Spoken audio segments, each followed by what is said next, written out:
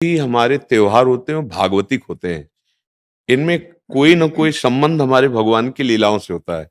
जैसे ये दीपावली है, तो अवध में भगवान श्री रामचंद्र जी, तो ये उत्सव मनाया गया। दीप, संपूर्ण अयोध्या दीप से प्रकाशित है। भगवान श्री राम 14 वर्ष वनवास के बाद अवध में जो है विराजमान हो रहे चक्रवर्ती सम्राट पद पे। तो ये अब इसे हम घर घर, हमें लगता है पूरे भारत में मनती होगी। सद्भावना तो है, पर हमको ये समझना पड़ेगा कि जैसे हम दीपावली उत्सव में जुआ आदि खेलने लगते हैं, लोग नहीं खेलने लगते कि भाई साल भर तो हम नहीं खेलते, पर दीपावली को तो खेलें। क्यों भाई? कहाँ लिखा हुआ है कि आप दीपावली को वो अपराध करें जिसमें कलयुग का वास रहता है, जिसमें बड़े बड़े धर्मात्माओं की भारी भारी विपत्तियां आए। धर्मराज युधिष्ठिर, महाराज नल, दमयंती, बड़े बड़े पावन चरित्र हैं महापुरुषों के। क्यों? द्यूत कीड़ा में कलयुग का निवास है। कलयुग शराब पीना, मांस खाना, परिस्त्री गमन करना, स्वर्ण चोरी करना, द्यूत कीड़ा करना। द्यूत माने जुआ खेलना। तो जैसे दीपावली को, ज्यादा तो हमें ज्ञान नहीं, पर गांव में हमने देखा था कि जो लोग नहीं खेलते थे वो भी खेलते थे। आज हम दांव लगाएंगे, पर प्रभु से पूजन करो अपने प्रिया प्रीतम का या भगवत विग्रह किसी का, और बैठ जाओ माला लेकर के 12 बजे रात्रि तक खूब नाम मंत्र जप करो। बड़ा शुद्ध, कई गुना बढ़ करके लाभ मिलता है। दीपक जला लो घी का, खूब गुरु मंत्र जपो, नाम जप करो, द्यूत कीड़ा आदि नहीं। ये सब आपको असत मार्ग में ले जाएगी। तो ये जो हमारा त्योहार है, इसका आंतरिक भी स्वरूप है। हमारे हृदय में भक्ति कर दीप, प्रेम करी बाती। हमारे अंदर ज्ञान का प्रकाश। जैसे हम घर में दीपक जलाते तो अंधेरा जाता है ना, बाहर के अंधेरे जाने से हमारे हृदय का अंधकार तो नहीं मिटेगा ना। तो हमें हृदय का भी अंधकार नष्ट करना है। जब बाहर की दीपावली इतनी खुशी दे सकती है, तो अगर अंदर की दीपावली हो जाए तो कितना आनंद आ जाएगा। फिर तो हम आनंद सिंधु में डूब जाएंगे। कौन सा दीप अंदर जलाया जाता है? भक्ति का दीपक और प्रेम की बाती। अगर भक्ति का दीपक, प्रेम की बाती हो जाए तो उस प्रकाश जो प्रकट होता है उसे ज्ञान कहते हैं। उस ज्ञान से ये जितनी भी चिंता, शोक, दुख, मृत्यु आदि का भय है, ये सब नष्ट हो जाएगा। आप शरीर नहीं हैं, आपका स्वरूप सच्चिदानंद है। किसी भी शस्त्र अस्त्र की ताकत नहीं कि आपको मार सके, और ये शरीर बच नहीं सकता, क्योंकि ये प्रकृति का है और ये मरेगा। जैसे ये बच्चा से कब जवान हुआ, कब बूढ़ा हुआ, आपको पता नहीं चला, ऐसे ही कब मृत्यु आ जाएगी आपको पता नहीं चलेगा, और शरीर छिन जाएगा। ये प्रकाश होता है अंदर। और जब ये बात पता चल जाती कि मैं कौन हूं, तो नाच पड़ता है आत्मानंद। यज ज्ञात्वा स्तब्धो भवति, मत्तो भवति, आत्मा रामो भवति। जिसको जान लेने पर वो शांत हो जाता है, वो मस्त हो जाता है, वो आत्मा राम हो जाता है। ये आई दिवाली अंदर की। तो ये भक्ति कर दीप और प्रेम कर बाती किसी बाजार में नहीं मिलती है। ये बाहरी दीपक और बाती तो बाजार में मिल जाती है, लेकिन ये भक्ति कर दीप, प्रेम कर बाती कहाँ मिलेगी? बोले साधु संगति करी अनुदिन राती। यदि भगवत प्रेमी महात्माओं का संग हो जाए तो दीपक भी मिल जाएगा, बाती भी मिल जाएगी, और प्रकाश भी हो जाएगा, अज्ञान अंधकार नष्ट हो जाएगा।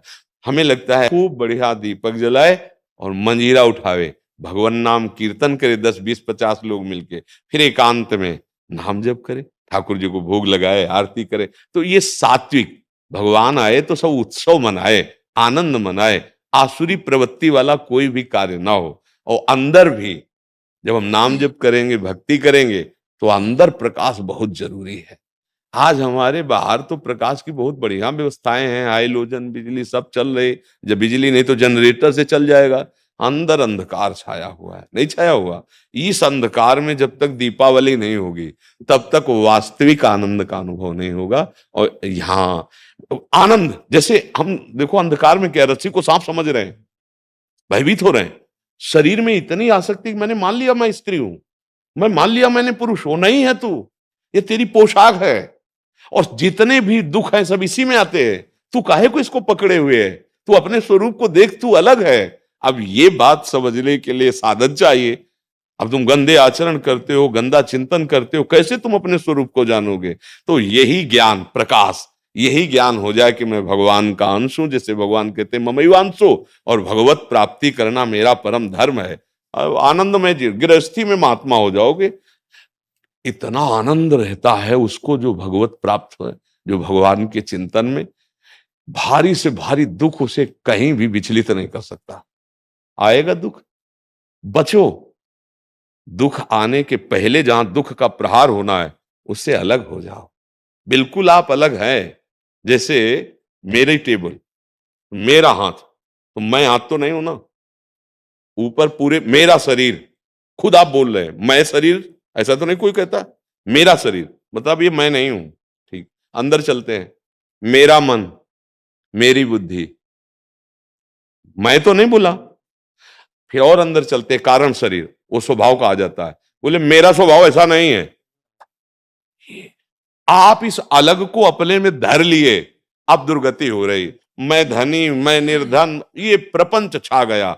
बस इसी दीपावली में ये देख लो प्रकाश में कि तुम ये नहीं हो जो तुम दुख पा रहे हो। तुम दुख, कोई भी दुख तुम्हें छू नहीं सकता। आनंद सिंधु का बच्चा आनंद सिंधु है। ईश्वर अंश जीव अविनाशी, चेतन अमल, सहज सुख राशि। मुझे तो लगती यही दीपावली हमारे हृदय में भी जलनी चाहिए। बाहर सावधानी पूर्वक नाम जप करें, अच्छे भोग प्रभु को लगावे, ये उद्दंडता वाले कार्य, जुआ खेलना, ये सब ऐसे कार्य ना करे। और अंदर की दीपावली जलाने की भी एक बार कोशिश करे। अगर जल गई तो जन्म मृत्यु रूपी भय से मुक्त हो जाओगे। और ये शरीर केवल इसीलिए मिला है, नहीं तो भटकना ही भटकना है हमारी। महर्षि, एक विशेष पर्व पे आपने किसी को बोला था कि आज ये ऐसा पर्व है, आज से दृढ़ निश्चय करो कि आज से मैं ये व्यसन छोड़ दूंगा। तो महर्षि, आज बहुत सारे नए युवक भी आपसे जुड़े हैं महर्षि। तो महर्षि, आपकी तरफ से उनके लिए, क्योंकि उनको एक दृढ़ता चाहिए कि कोई तो एक बोले हमें कि आज से व्यसन नहीं करूंगा हाँ, मैं। हम तो प्राय हर एकांतिक के समापन में सबसे कहते हैं, ए भैया तुम आए हो, आज से तुम गलत आचरण न करो, शराब न पियो, माताओं बहनों की तरफ पाप दृष्टि से मत देखो।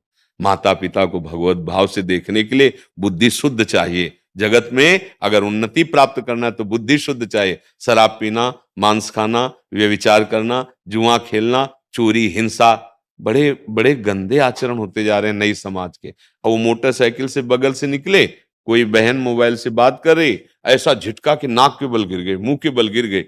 कितने का मोबाइल? जंजीर सोने की चैन कितने को की? 40,000, 50,000। पकड़ा, राक्षसी बुद्धि से खींचा, और वो तो मोटरसाइकिल में बैठा, ऐसा खींचा वो कई तरह गिरती ये क्या हो गया? बुद्धि भ्रष्ट हो गई। हमें लगता है कि अगर हमारी बात आपके कान तक पहुंचे, जो तुम्हारी दुर्गति कराने वाली बात है, अगर इसको छोड़ दो तो हमें सुख मिलेगा कि हमारा भारत देश का समाज एक धार्मिक समाज, एक शांति प्रिय समाज और स्वयं परमानंद में डूबने वाला बन जाए। ये तुम्हें नशेबाजी, गंदे आचरण, बड़ा देखो ना क्या परिणाम होता है। मान लो 2-4 बार नहीं पकड़े गए आप, लेकिन जब पकड़े जाओगे तब तब ऐसी पिटाई होगी यहां, और आजीवन का। अगर छूट भी गए तो यहां से तुम भले छूट जाओ किसी प्रमाण देकर, लेकिन एक और न्यायालय है जहां राय पाई की चूक नहीं होती, कोई घूस नहीं चलती, वहां के न्यायालय से डरो पक्का। यहां तो मान लो आप इधर उधर करके प्रमाण दे के बच सकते हो या कुछ ले दे के, लेकिन एक न्यायालय जहां कुछ लेना देना नहीं है, किसी गवाही की जरूरत नहीं, वो स्वयं सर्व साक्षी हो। तो पाप कर्म का त्याग, गंदे व्यसन, गंदे आहार का त्याग, यही भारी उत्सव हो जाएगा। यही हम भेंट मांगते हैं। जब कोई एकांतिक में कभी भाव आता है तो ये कहते हैं आप सब ये गंदे आचरण यहाँ छोड़ जाओ, धाम है भगवान का। और जो मान लो ठीक कहा कि दिवाली का पर्व है तो कुछ न कुछ लेन देन भेंट होती है ना। भाई कोई परिजन आए, उनके खवाया पियाया कुछ, तो हमारी प्रियता यही है कि तुम सुखी रहो, तुम स्वस्थ रहो, तुम मुस्कुराओ, तुम आनंदित हो। कैसे? अच्छे आचरणों से, भगवान नाम जप से। अगर बुरे आचरण करोगे तो भाई तुम्हें रुपया शांति नहीं दे सकता। देखो, कोई वो चूक ना कर देना जो घर में, गांव में और समाज में आप ऐसे उठा के ना देख पावे। मात्र कुछ चंद रुपए के कारण जब हमारी बात बिगड़ जाती है तो हमारी पदवी और समाज की प्रियता सब नष्ट हो। एक गलती ने पूरा मिटिया मेट कर दिया। कोई अधिकारी जी थे तो उन्होंने मात्र 10,000 रुपए की वो प्रियता में और उनको उन्हीं के अधिकारी जन जो क्राइम विभाग कहते हैं, वो उनको ऐसे बुरी तरह पकड़ के ले जा रहे थे। तब मुझे किसी के दबाव और प्रलोभन में आकर कभी वो मत करना कि एक न्याय और विभाग है, वहां तुम्हें कटघरे में खड़ा किया जाए, क्योंकि सबका न्यायाधीश श्री कृष्ण है। वो जब न्याय करता है तो वहां किसी गवाही की जरूरत नहीं रहती। आपका पद, आपकी जो योग्यता, वो हमारे समाज के मंगल के लिए, आप नमक रोटी खाओ, भले आप कष्ट से जियो, लेकिन आप आंख झुकाने वाले नहीं बनो। आंख में आंख डाल के बात करने की क्षमता रहे और अपने पद के द्वारा अधर्म को दंड देने की क्षमता रहे। अगर आप गलती कर दिए तो पढ़ाई लिखाई, माता पिता, समाज, इससे आप आंख नहीं मिला पाएंगे, सब व्यर्थ हो जाएगा। ये क्यों व्यर्थ हो जाता है? जब हमें ये बात समझ में आती कि धन में सुख है, बुद्धि भ्रष्ट हो गई, पतित हो गई बुद्धि। नहीं, धन में सुख नहीं, धर्म में सुख है। आप देखो ना, बहुत आप अधर्म पूर्वक धन ले तो आप देखो आपका परिवार बिखर जाएगा, अशांति पैदा हो जाएगी। ऐसी संतानें पैदा होंगी जो आपको हर समय देखकर जलाती रहेंगी। पक्का विश्वास मानना, अधर्म के धन से कभी सुख शांति नहीं मिलती। और ये अधर्म तभी होता है जब हमारी बुद्धि खराब हो, और बुद्धि खराब तभी होती है जब ये 6 बातें होती है। पक्का समझ लेना, शराब पीना, मांस खाना, परिस्त्री से या परपुरुष से व्यभिचार करना, और हिंसा करना, और चोरी करना, द्युत कीड़ा आदि चोरी करना, जैसे ये चोरी ही मानी जाती है। अधिकार के विपरीत आचरण करना चोरी ही मानी जाती है। ये जब होगा तो कलयुग बैठ जाएगा, कलयुग को ये स्थान दिए, और कलयुग जब बैठ जाएगा तब दुर्दशा करा देगा। एक बड़े धर्मात्मा महापुरुष की बुद्धि में बैठ गया कलयुग। वो मुकुट लगाने के कारण जरासंध का, तो एक ऋषि के गले में मरा हुआ सर्प डाल दिया और कारण बन गया मृत्यु का।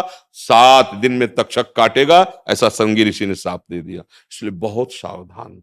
हाँ, हमारे पास भगवान की कृपा से जो आपका आना हुआ है, आप नशा रहित, आप गंदे आचरण रहित एक अच्छे मानव बने, तब आप में देवता बनने की सामर्थ्य आवे, दैवी संपदा आवे। फिर आप चाहो तो नारायण बन सकते हो। जब नारायण नर बन सकता है तो सीढ़ी हुई ना, तो आप इसी से चढ़ सकते हो। नर नारायण बन सकता है क्योंकि हम उसी के अंश हैं। तो इसलिए सत्संग का लाभ ले और व्यसनों को त्याग दे। वृंदावन में बैठे हो, अगर नियम ले लो तो बहुत बड़ा सहयोग मिल जाएगा। कि भाई कोई कसम खवाई जाती है तो मंदिर में नहीं चखा जाता, चलो मंदिर में। तो एक मंदिर क्या, यहाँ तो धाम है 84 कोस ब्रज, यहाँ नियम ले लो, शराब नहीं पिएंगे, मांस नहीं खाएंगे, पराई माता बहन को गंदी दृष्टि से नहीं देखेंगे, चोरी नहीं करेंगे, जुआ नहीं खेलेंगे, हिंसा नहीं करेंगे। ले लो अंदर से। जो नहीं करते हो तो धन्यवाद के पात्र, जो करते हो तो बताने की जरूरत नहीं। नियम ले लो, मंगल हो जाएगा। जो यूट्यूब से सुन रहे हैं, सोशल मीडिया से सुन रहे हैं, वो कैसे लें? हाँ, जब हम बोल रहे हैं तो वचन कान में गया और वो साक्षी मान ले, वो हमारे वचन को साक्षी मान ले, संत वेश को साक्षी मान ले, और उनको पावर न मिले तो बताना। जो दवाइयों से तुम नशा नहीं छोड़ सकते, बात मान लेना, वो पावर आपको अपने आप पहुंच जाएगा। जैसे पिछले में कोई बोला जी था महाराज जी। कि हम अपने परिवार के मांस मछली ये सब छोड़ दिया हाँ खाना, महाराज जी, पिछले बैच में महाराज जी। पिछले बैच हाँ, में बोला कनाडा था। से आए। हाँ, क्या हम कभी मिले हैं? ना कभी देखा है। हुआ क्या? उसने बात मान ली ना, साक्षी मान ली। तो ये शब्द ऐसे नहीं निकल रहे हैं, ये मनोरंजन नहीं है। आप सच्ची बात समझना, ये केवल आपके कल्याण के लिए निकल रहे हैं। और आप पकड़ लो, इनमें ताकत है। जैसे आपसे कह दे कि आज से शराब ना पीना, आप नियम ले लें, तो आपकी जो दिक्कत होगी छोड़ने की, वो आपको पावर मिल जाएगा। क्योंकि भगवान छुड़वाना चाहते हैं ना तो सामर्थ्य भी देते हैं। ये केवल ढांचा भर है, काम उन्हीं का हो रहा है, वो ही कर रहे हैं। अगर वो ना करे तो इस ढांचे में बोलने की सामर्थ्य नहीं, आप सच्ची समझ लेना। ये दिमाग जो काम कर रहा है हमारा नहीं कर रहा है, इस शरीर का। हाँ, ये श्री कृष्ण का कर रहा है, ध्यान रखना। वो तो अपार सामर्थ्यशाली है। हाँ भाई, शराब मत पीना, तो मत पियो। आप देखो आप में सामर्थ्य आ जाएगी। आप ये वचन पकड़े रहना, जहां भी होगे वहीं श्री कृष्ण है। जहां भी कोई कण और कोई क्षण ऐसा नहीं जो श्री कृष्ण से अलग हो। हर समय तुम्हारे साथ हैं, वो तुम्हें पावर दें। अच्छे आचरण करो, नाम जप करो। राधा राधा राधा।